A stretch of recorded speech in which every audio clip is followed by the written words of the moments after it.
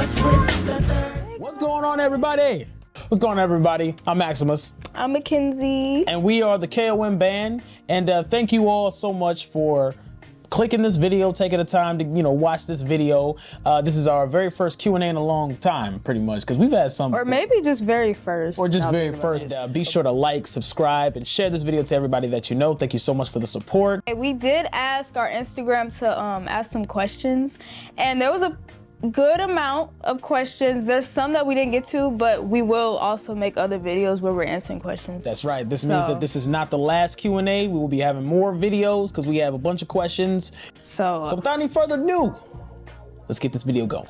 For a quick disclaimer for this very first question, we basically want to answer this question because, some people have asked us outside of Instagram about our name. The first question is, how did we get the name KOM Band and what does that mean? Right. I feel like you remember the story more than me, of how it happened. So initially when we started off as a band, it was our dad who came up with the name because our original name that he came up with was the Key of M. Right. Because as siblings, even with our other sister who played keyboards at the time in the band with us, each of our names as siblings start off with M. You know what I mean? So we have the same initials, MLK.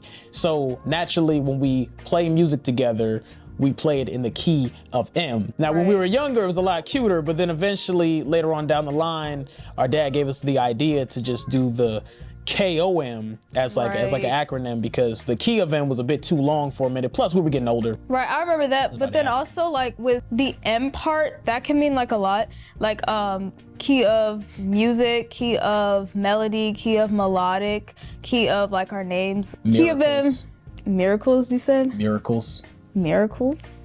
Yeah, it can mean a lot, but that's just the basis of it. But I do remember our dad giving our name. Yeah, and we've stuck with it ever since because, we still are the Key of M, but it's different because, we're much older. And also, if you didn't know, we're siblings. Yes. We're brother and sister. Well, I mentioned that. But the official first question from a supporter. Who inspired y'all to get into music? And the Instagram is MusicPlanet9. Shout out to them. So who inspired me to get into music? I mean, I feel like we both grew up with hearing a lot of music in the house, but I will say when I was younger, I had a lot of freedom. We had a family iPad and I would just look up a lot of music videos and things like that. And the videos I would see were trendy stuff at the time. So if we're in 2011, I would see Symphonique, who else? Willow Smith. No, seriously, Whip My Hair era, all that. I'll say even Beyonce, her videos were trending at the time. So I will say a lot of those things I feel inspired me to do what I do and sing and do anything I wanted to do. Also, I'll dare to say Chloe and Halle as well. Oh yeah, definitely. You was bumping them. Yeah, for real. I would watch their videos over and over again. But then as I got older, Jill Scott, Lauryn Hill, it's those were the ones that kept me going. And then I ended up discovering Erykah Badu. And that was from my mother. From our mother. She was doing my hair one day and she told me to look up something and she typed in a video. I was I don't know what she's doing, but I still remember the video she clicked. It was a live performance of Erykah Badu. She was performing On and On, and something about that, it's something sparked. It's I got a burst of inspiration from that video. I was oh my gosh, she's different. She'll do that to you. That was my first kind of introduction to neo soul too. So I'll dare to say that that's kind of what started the band as well, because I would always sing On and On around the house. You've been playing bass. So I remember Dad would just be you're singing, you're playing, let's do that together. That's me, that's my part. So to answer the question through my perspective, how, what made us get into music, sort of piggybacking off of what Mackenzie said at first, music always being around, the arts always being, encouraged in the house. Back in the late 2000s, back in 2007, one of the bands that influenced me to get into music, or that made me think, this would be cool, was the Naked Brothers band. And that's back when the show had just came out, and I had had seen the 3rd episode for the first time, which was Nat's a Stand-Up Guy, and it was Kasim Middleton, who was the lead guitarist of the band, who was, playing the guitar, holding it, because he was a kid. I thought it looked cool, so I was like, oh, That's shoot. an early memory. Early memory. And I feel like people would think I don't know that because of my age. I'm 18 right now. But she grew up in the same house with me. Yeah, and that's one example right there. And then later on, I started finding out about, more things, more artists. So, because it was always around us in many different ways, the natural appreciation for it just became a thing. And it was like, oh, shoot, we could do this too. Right. So this question is from Chris Farrell 5532. If you were to only pick one genre of music to make, what would it be? I think we kind of, because I read this question, I think we kind of talked about this because we play a lot of everything. Yeah. So if we were going to pick one style, it would probably be the blues. Oh, definitely. No, for those who don't know, the blues is the foundation of all American music. That's why I said it. Dark subject matters, happy subject matters, pain, anguish, everything that you could think of that you hear in some of your favorite songs today, it comes from the blues. And because it's the foundation, part of the DNA of all music that comes from America, you can't help but to have a little bit of blues into anything. All right. Question number 3. Question number 3. Yeah, this one is from Dylan Ventasounds. So this is question 3, and it says, what is the best reaction you can receive to a song you wrote? Trick question.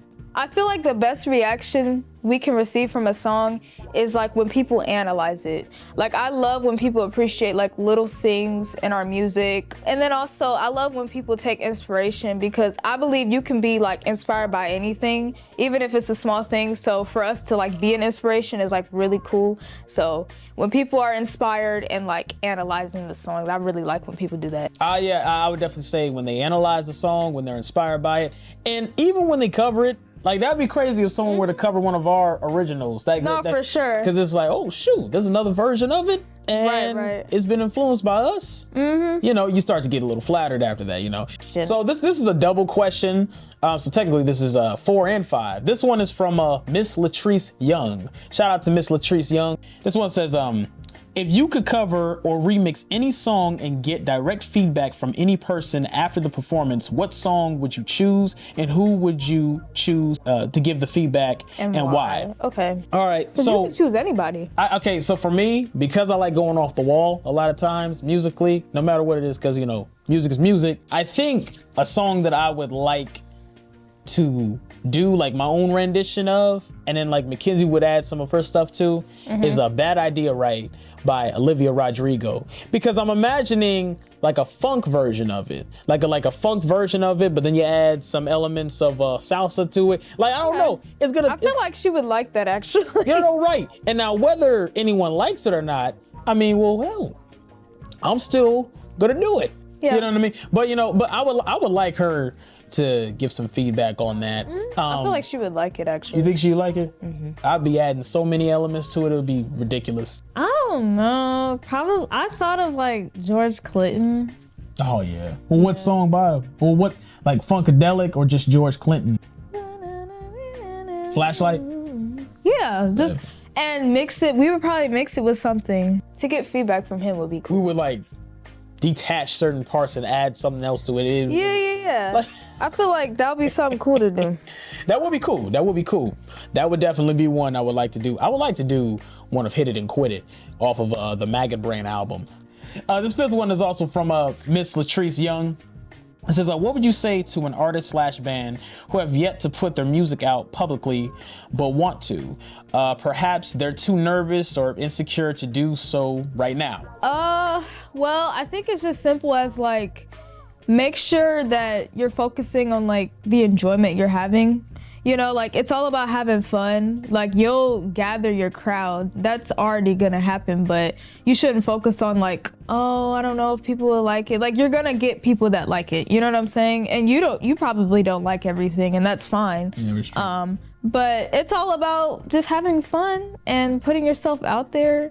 It's enjoyable, making music that you like personally, Going in and making music, there are 2 major things that you should have already laid out there, mixing it with other, things, because people end up coming up with their own niches. Make music, I mean, of course, for the enjoyment of it, but also make music to get better.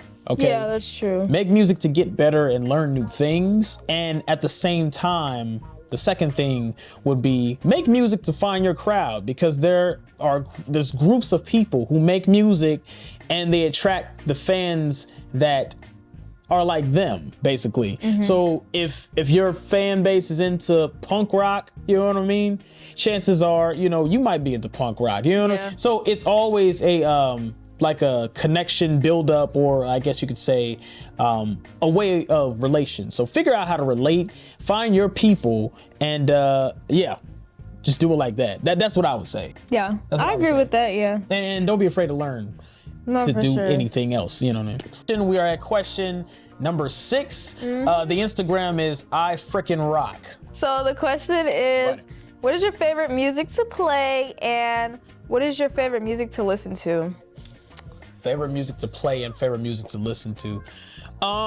It's like I can't pick one. Music genre-wise, it's kind of weird. Maybe my top 5 favorite genres that I do love playing that incorporate with everything I do: rock, blues, funk, fusion jazz, because it's very out of the world, so to say, and hip hop, because a lot of the classic hip hop samples are sampling all the other genres that I just mentioned. So, that probably be put into that category too. For me, it'll probably be, because I'll say everything, but I'll just give specifics. R&B, neo soul, funk, and then hip hop.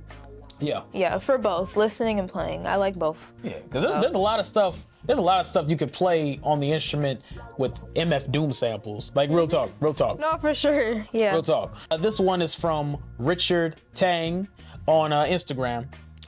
So the question is, I'm curious what it's like being a family project. I guess perhaps share some experience about growing up, loving music as siblings, and how that shapes y'all's creative process. Ooh. Okay. You want to go? Okay, I'll start off, and I'll start off by saying this. There's always like a set belief system that covers the whole entire household with some families. There's always like a thing that everybody abides by naturally and believe in. One thing for us, which we could definitely say, is having an appreciation for the arts. Yeah. Having a natural appreciation for it. Because what it turns into is that, it's with music, but then also with movies and then musicals and all these different things that are just creative naturally. So what it is that when we have conversations, and let's say we're driving in the car, we'll end up making a top 10 such and such list, a top 10 best R&B act, a top 5 best music biopics, and then we'll pick apart different things. We're around each other all the time, so it's a natural thing for us to do that. But it's definitely part of the bond, definitely, because we grew up in the same household. We sort of know each other's icks, or am I saying it right? We just know what's up to each other. Yeah, we know what's up. So it ties in very well. So when we come up with the creative process of music, it becomes easy. Easy, yeah. So I will say, we grew up, I feel like, bonding over biopics, like loving like the storyline and like the music, just different things about it. Like we would watch, of course, Jackson 5 and the American Dream. Like that's like, who don't watch that? Top. You gotta watch top it. tier. Tina Turner's. What's Love Got to Do with It? Yes. Yeah. Little Richard. Oh, yeah. I forgot about that one. I remember when I first saw that, and then eventually when we moved to Indianapolis, that's when I showed you guys the biopic. Oh, okay. I remember even for Thanksgiving one year, we went to go see Bohemian Rhapsody, which was freaking dope. Amazing. Freaking dope. It was so good. So that's one, but then also when we first started, I really like to talk about that because I feel like we both had our own separate things of like loving music, but that was like a unity thing because we both learned how to work with each other and just like we were loving music together. Like I talk about our third show, something like that. We went to Muncie. Yeah. And I feel like that's one show that I like to talk about because it was just, we had fun. Like, I felt the energy. Even everybody was like reacting to it. You know, we were kids, so like we were cute. Number 8, Instagram. This one is from Bad Soul Brown, Cameron to be exact. You know, my homeboy. How you doing, man? How you gonna say his name? It's on Instagram. Shout out to Cameron, my man Cameron. You actually said his name. My man Cameron. All right, so let's see. Which artists or artists inspire you in today's era? I feel like Tori Kelly is one. Yeah, I feel like it's dope. kind of obvious of why. Like, she's probably she is one of the best vocalists of this generation. 100%. I feel like she's amazing. So I'll definitely put her on the list. And then I'll say Chloe and Halle. That's kind of like 2 I just said. Before, I was watching their videos when I was younger, so I feel like it's still kind of like in me to like be inspired. If we're talking about groups, probably Flo. I like Flo. Yeah. I just feel like when it comes to people that can sing, it's like, since I'm a singer, when I hear vocalist, it just inspires me to get better. You know what I'm saying? Like, I hear them and I'm like, okay. Like, it's a natural inspiration. Yeah. My influences change every 5 minutes because there's so many different. Have a lot. I have too many. You know what I'm saying? I don't think people really understand. But if I had to name 5, so from today's era, for me, I'd have to definitely say Ritz, Greta Van Fleet, freaking dope band. Kingfish. Oh man, come on now. Kingfish is freaking dope. Let's say Gary Clark Jr. Puya from the Buffet Boys. Oh yeah, I remember you talking about. Yeah. Yeah. What about Joey? Well, see, it changes every 5 minutes.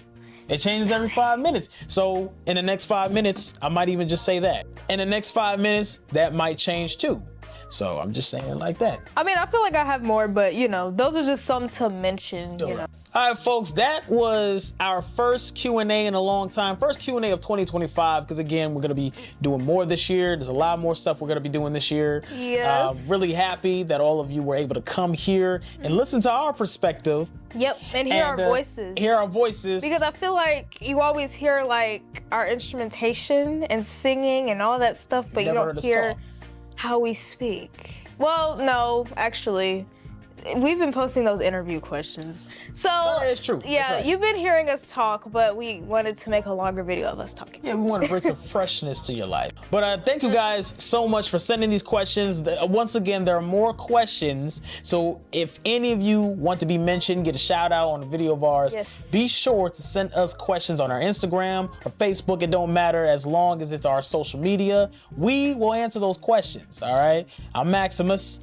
I'm Mackenzie. And we're the KOM Band. And we signing off. Let's go 2025.